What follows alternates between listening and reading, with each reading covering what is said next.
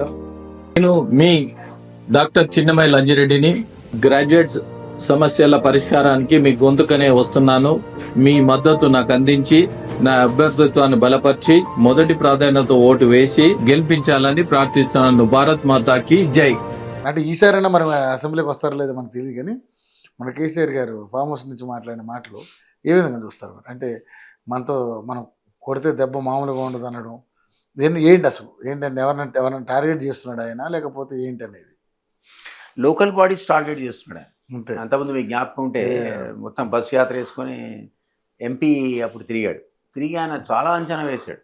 ఎన్ని సీట్లు వస్తాయి, అన్ని సీట్లు వస్తాయి, కాంగ్రెస్ కంటే ఎక్కువ వస్తాయి అన్నాడు. 0 వచ్చినాయి. అంత తిరిగినా కూడా అంత చాలా మంది వేలాది మంది అటెండ్ అయ్యారు ఆ సభలు. ఆయన పరిగెత్తి చూశారు, ఆయన వచ్చి చూశారు ఏడి మాజీ సీఎం. ఎందుకంటే రాడు కదా బయటికి, 10 ఏళ్ళు బయటికే రాలే ఫామ్ హౌస్ పరిపాలన. అయితే అసలు ఎట్లున్నాడు ఫిజికల్గా చూద్దాం అనే ఆలోచనతో కూడా ఈ ఫామ్ హౌస్ పరిపాలన అన్నందుకే ఈ కథ అంతా జరిగింది. ఈ కథ అంతా అందుకే సరే బయటకు వచ్చాడు. బయటకు వచ్చి ఎంత తిరిగినా పబ్లిక్లో ఆ అటెండెన్స్ అంతా ఓట్ల కింద కన్వర్ట్ కాలే. మనం అనుకున్నాం అప్పుడు 8 సీట్లు కాంగ్రెస్కి, 7-8 బీజేపీకి వస్తే ఒక్కటన్నా కనీసం టీఆర్ఎస్కి వస్తుందని నేను అంచనా వేసాను. ఇది అదే కమిషన్, నేను ఎంటైర్ 17 సెగ్మెంట్లకు ఎంపీల యొక్క ఎలక్షన్ మేనేజ్మెంట్ కమిటీ కన్వీనర్. నేను సర్వే చేయించి అంతా 7 or 8 బీజేపీ ఉంటే ఆ ఒక్కటి క్వశ్చన్ మార్క్ పెట్టి ఇచ్చాను, ఇతనికి రావచ్చు అని. మెదక్ ప్రాంతంలో అనుకుంటా అక్కడ బాగా వస్తాయని. అక్కడ కూడా ఫెయిల్ అయ్యి 0 వచ్చింది. అది చాలా దారుణం. ఇప్పుడు కూడా మళ్ళీ ఎలక్షన్స్ వచ్చాయి కాబట్టి ఆయన మళ్ళీ బయటకు వచ్చి నా దెబ్బ మామూలుగా ఉండదని. ఎవరు ఇప్పుడు ఆ సన్నివేశం లేదు, అప్పటికున్న ఎమోషనల్ స్పీచెస్ ఇప్పుడు పనికిరావు. ఆయన ఎఫెక్టివ్ కమ్యూనికేటరే, కానీ ఇప్పుడు అది ఇప్పటికిప్పుడు ఆయన కుటుంబ పాలన మర్చిపోతారని కానీ, అవినీతి పరిపాలన మర్చిపోతారని, 10 ఏళ్లలో ఈయన ఏమీ చేయలేదనే విషయాన్ని తొందరగా వాళ్ళు మర్చిపోతారని కానీ అనుకోను. సో ఆయన ఒక ఫ్యాక్టర్ కింద రేపు పొద్దున ఉండకపోవచ్చు అని నేనైతే అనుకుంటున్నాను. గత ఎంపీ లాగా ఉంటే బీజేపీకి కాంగ్రెస్కి డెఫినెట్గా మీరు అన్నట్టు మాకు అది తగ్గితే వాళ్ళు పెరగాల్సిందే బీజేపీ. కానీ మధ్యలో బీఆర్ఎస్కి ఏదో వస్తుందని అయితే అనుకోను.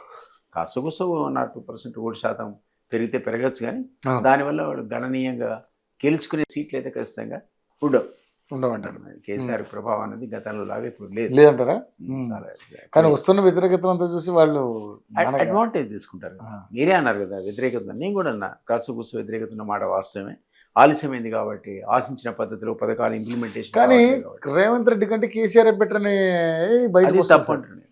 అది తప్పు. ఎవరు సర్వే చేయించుకొని కేసీఆర్ కంటే రేవంత్ కంటే ఈయనే బెటర్ అని అంటున్నారు అనేది అది ఐ డోంట్ బిలీవ్. వాళ్ళ పార్టీ వాళ్ళతో అనిపించారో నాకు తెలియదు, కానీ ఇంత త్వరగా మరీ 9 monthsలో ఆయన ఒక్కసారి కేసీఆర్ కంటే బెటర్ అనే కేసీఆర్ బెటర్ అనే పొజిషన్కి అయితే పడిపోడు కదా. అంత దారుణంగా పడిపోయాడని అనుకోను. పెద్ద మార్పేం లేదు ఆయన అపియరెన్స్లో కానీ, మాటల్లో కానీ, ఇంప్లిమెంటేషన్ ప్రాజెక్ట్లో కానీ. పోనీ అవినీతి ఏమైనా చేశాడని అనుకుందామన్నా భారీ ప్రాజెక్టులు ఎక్కడ లేవు. కొన్ని చాలా చేయాల్సింది ఎడ్యుకేషన్ ఫీల్డ్లో కానీ, లేకపోతే మీరు అన్న వైద్యం రంగంలో కానీ, ముఖ్యంగా నిరుద్యోగ రంగంలో కానీ ఈరోజు మేము చాలా ముందుకు పోవాల్సిన అవసరం ఉంది. లాట్ టు డూ, మామూలు విషయం కాదు. నిజంగా చెప్పాలంటే తెలంగాణ ఉద్యమ ఆకాంక్షలు పూర్తిగా నెరవేర్చలేదనేటువంటి కారణంతో టీఆర్ఎస్ దిగిపోయింది. ఆ కారణంతో మేము ఏదో చేస్తామని మమ్మల్ని నేర్చుకున్నారు. మేము కూడా ఇంకో 1-2 years లోపల కనీసం అందులో ఒక ప్రయత్నం, అరే చిత్తశుద్ధితో ప్రయత్నం చేస్తున్నారు పాపం, డబ్బు లేకపోయినా మంచి పనులే చేస్తున్నారు అనేటువంటిది ఒక మాట అనిపించుకోకపోతే అప్పుడు మాకు నష్టం జరుగుతుంది పొలిటికల్గా. సో ఆ దిశగా మేము ఖచ్చితంగా చాలా కష్టపడాల్సిన అవసరం ఉంది. మీరు అనేది కరెక్ట్. డెఫినెట్లీ గ్రాస్ రూట్ లెవెల్లో కొంత నెగటివ్ అట్మాస్ఫియర్ అయితే మాకు ఉంది అన్నమాట. నేను యాక్సెప్ట్ చేస్తాను. అంత పాజిటివ్ కేసీఆర్కి రాలే ఇంకా. కానీ ఆయన వీటిని పొగడానికి ఇప్పుడు ఈ పథకాలను అమలు చేయాలి. మరి అంత బడ్జెట్ మన దగ్గర ఉందా ప్రస్తుతానికి? అయితే ప్రాబ్లం అదే. అంటే ఒక సోర్స్ ఏమో కేంద్రం ఎలాగా మనల్ని పట్టించుకోవట్లేదు. డబుల్ ఇంజిన్ సర్కారు కాదు, లేదా బీహార్ లాగా మన దగ్గర ఎలక్షన్స్ డ్యూ లేవు. నెక్స్ట్ ఆప్షన్ ఏముందంటే మనం నబార్డ్ కానీ, ఏషియన్ డెవలప్మెంట్ బ్యాంక్ కానీ, వరల్డ్ బ్యాంక్ కానీ, జపనీస్ ఎయిడ్ కానీ, ఇట్లాంటి కేంద్ర పథకాలు ఏవైతే ఆ సంస్థల నుంచి తీసుకునే లోన్స్ అనేది ఒక మేజర్ మనకు అవసరాలు ఉన్నాయి. ఇప్పుడు వాటికి తగిన ప్రాజెక్ట్ రిపోర్ట్ సబ్మిట్ చేస్తున్నారు. దానికి సావరిన్ గ్యారంటీ, కొన్నేమో సావరిన్ గ్యారంటీ ఇవ్వాలి, కొన్ని సావరిన్ గ్యారంటీ అవసరం లేకుండానే లోన్స్ ఇస్తారు. For example Telangana infrastructure corporation ఉంది. వాళ్ళు ఈ మధ్యకాలంలో 10,000 కోట్ల బాండ్స్ రేజ్ చేశారు ప్రభుత్వ అవసరాలకి అనుగుణంగా. ఎట్లా రేజ్ చేశారు? తన దగ్గర ఉన్న ప్రాపర్టీస్ని ప్లెడ్జ్ చేశారు. ప్లెడ్జ్ చేసి లోన్ తీసుకున్నారు.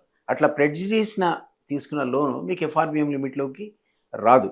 ఎందుకంటే ఎఫ్ఆర్బిఎం లిమిట్ రాదా సార్? మీకు మీ దగ్గర ప్రాపర్టీ మీ దగ్గర ఆస్తి ఉంది, అది కుదవబెట్టి మీరు డబ్బులు తెచ్చుకుంటుంటే ఎట్లా లిమిట్కి వస్తుంది అని నేను అనుకుంటున్నాను. కాదు సార్, అసలు మన రాష్ట్రం ఎఫ్ఆర్బిఎం లిమిట్ ఎంతవరకు ఉంది, వీళ్ళు ఎన్ని అప్పులు చేస్తున్నారు? ఇప్పుడు మరి ఎఫ్ఆర్బిఎం లిమిట్ దాటి మరి అప్పులు చేస్తుంది కదా రాష్ట్రం? గతంలో 3 ఉంటే 3.5 కింద కేంద్రం పర్మిట్ ఇచ్చింది.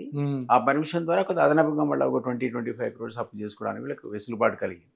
నిన్న కూడా ఎలక్ట్రిసిటీ డిపార్ట్మెంట్లో రిఫార్మ్స్ మీరు చేస్తే ఇంకో 0.5% మీకు అదనంగా ఇస్తామని కండిషన్ పెట్టారు. అది ప్రమాదకరమైనటువంటి సజెషన్. ఎందుకంటే దాంట్లో ఉన్న ప్రాబ్లం ఏంటంటే ఈ కన్జ్యూమ్ మీరు బిల్లు ఇస్తారో ఎవరో కన్జ్యూమ్ అయ్యే ఎలక్ట్రిసిటీ అంతా మెజర్ చేయమంటున్నాడు. మెజర్ చేయాలంటే మీటర్ పెట్టమంటున్నాడు. రైతు దగ్గర పోయి మీటర్ పెడితే పొలిటికల్ గా నెగిటివ్ అవుతుంది. ఈ కండిషన్ గతంలో ఆయన హరీష్ రావు గారు మాట్లాడారు, అది ఒప్పుకుంటే మీకు 0.5% అదనంగా 20,000 అదనంగా కోట్లు తీసుకునే అవకాశం ఏర్పడుతుంది. అది ఒప్పుకోవడానికి వీలుగా లేని పరిస్థితి. ఎందుకంటే అది మోటార్ పెడితే ఎవడు కూడా వినడు. మీటర్ పెడితే మోటార్కి మీటర్ పెడితే వాడు వినడు. సో అదొక ప్రమాదం ఉంది అక్కడ. వాళ్ళు ఇచ్చినా సరే ఆ వెసులుబాటు మన వాడుకునే పరిస్థితి రాష్ట్రంలో ఉందని నేనైతే అనుకోను. సో రాష్ట్రం ఒప్పుకోకపోతే యాజ్ ఇట్ ఈస్గా మీరు అన్నట్టు 40,000-50,000 కోట్లు తీసుకోగలుగుతాం తప్ప అంత మించి మనం తెలియదు. మన రిక్వైర్మెంటే ఈరోజు గవర్నమెంట్ చెప్పిందే 1,80,000 కోట్ల 1,32,000 కోట్ల రిక్వైర్మెంట్ ఉంది. రకరకాల ప్రాజెక్ట్స్ అనౌన్స్ చేస్తుంది ఇప్పటికిప్పటి. సో అది ఏజెన్సీస్ ద్వారా సులభతరమైన లోన్స్ తీసుకురావాల్సిందే తప్ప మీరు వేరే మార్గం లేదు. ఇది మళ్ళీ కొన్ని గ్యారంటీ, సావరెన్ గ్యారంటీ ఇవ్వాల్సి వస్తాయి. సావరెన్ గ్యారంటీ ఎందుకంటే మీరు ఎవరు కట్టాలి? మరి ఆయన కట్టకపోతే నేను కడతా. మీరు కడతా అంటే మీరు ఎఫ్ఆర్బిఎం లిమిట్లోకి వస్తారు. మీరు కడతా అంటే గ్యారంటీ స్టేట్ ఇచ్చిందంటే స్టేట్ కట్టాల్సింది లయబిలిటీ, అది ఎఫ్ఆర్బిఎం లిమిట్లోకి వస్తుంది. కానీ ఆస్తులు కుదవబెట్టి తెచ్చుకుంటే అది ఎఫ్ఆర్బిఎం లిమిట్లోకి రాదు. సో ఎఫ్ఆర్బిఎం గ్యారంటీస్ లేకుండా వచ్చే లోన్స్ కొని, గ్యారంటీ ఇచ్చే లోన్స్ కొని, డైరెక్ట్ గవర్నమెంట్ తెచ్చుకోగలిగేటువంటి లోన్స్ కొని, ఈ రకరకాల 3 రకాల లోన్స్ ఉంటాయి. సో వీటన్నిటిలో ఎగ్జామిన్ చేస్తున్నారు ఎక్కడెక్కడ తెచ్చుకోగలుగుతారనేటువంటి పరిస్థితి.